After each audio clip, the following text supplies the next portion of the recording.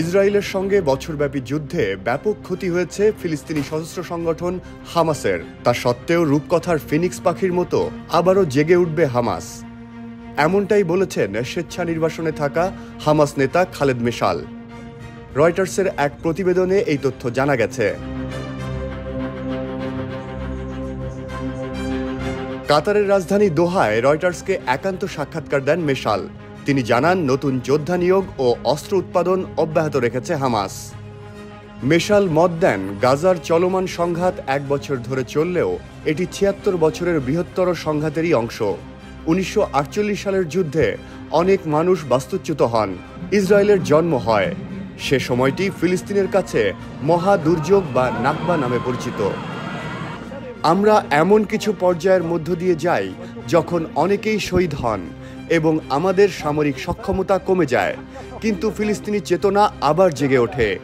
ধ্বংসস্তূপ থেকে ফিনিক্স পাখির মতো আমরাও আবারও জেগে উঠি। আল্লাহ মেহেরবান, যোগ করেন তিনি।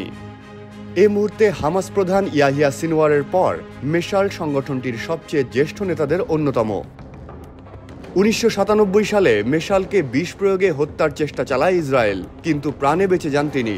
1996 থেকে 2017 পর্যন্ত হামাস প্রধান হিসেবে দায়িত্ব পালন করেন মেশাল।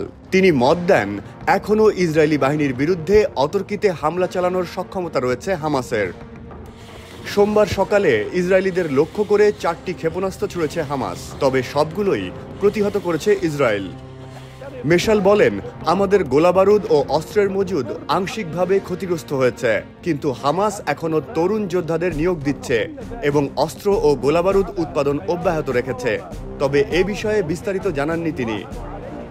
মধ্যপ্রাচ্য বিশ্লেষকরা বলেন, মেশাল এখনও হামাসের প্রভাবশালী ব্যক্তিত্ব এবং তার এই বক্তব্যে এটাই ইঙ্গিত করছে যে ক্ষতির শিকার হলেও হামাস যুদ্ধ চালিয়ে যাবে। মেশালের সাক্ষাৎকারের বিষয়ে ইসরায়েলি প্রধানমন্ত্রী বেনিয়ামিন নেতানিয়াহুর কার্যালয় কোনো মন্তব্য করতে অস্বীকৃতি জানায়। ইসরায়েলের দাবি, হামাসের এখন আর আগের মতো সুসংহত সামরিক অবকাঠামো নেই। তারা গেরিলা যুদ্ধের কৌশল হাতে নিয়েছে।